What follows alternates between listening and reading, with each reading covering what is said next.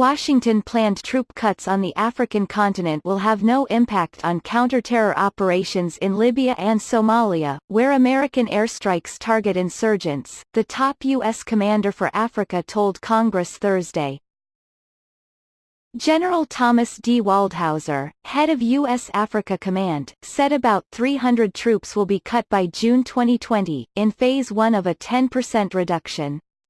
But he said he's not sure if the second phase of the reduction will be ordered. The Pentagon called for the reduction in U.S. troops in Africa as part of plans to refocus attention on great power competition from Russia and China. But the cutbacks have triggered concerns from Congress members who questioned if they would increase terrorism threats on the continent.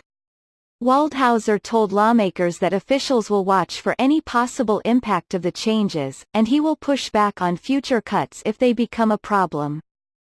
At any given time there are roughly 6,000 U.S. troops in Africa, with the bulk of them more than 4,000 at the U.S. base in Djibouti.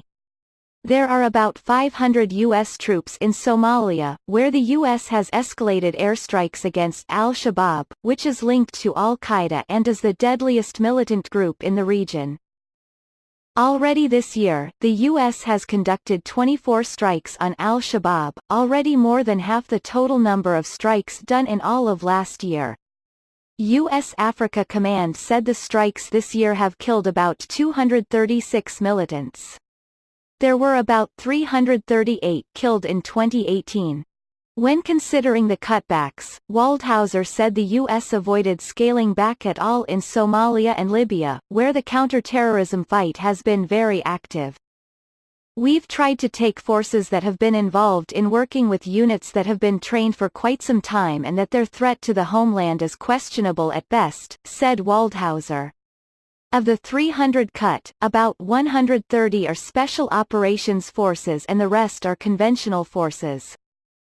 He would not detail what countries would be affected but said the cutbacks involved U.S. troops in countries where they have trained local forces for several years, and those indigenous troops can now operate on their own.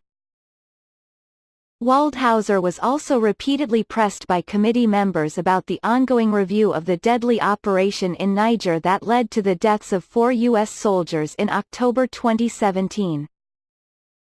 The Pentagon has so far failed to release details about any reprimands or punishments resulting from the mission, or any recommendations for valor awards.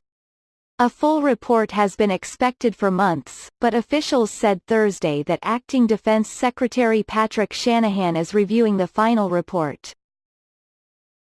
Waldhauser told lawmakers that a number of changes have been made to address shortfalls in military procedures, training and operations. He said more airborne surveillance is available and medical evacuation times have been reduced in case of emergencies.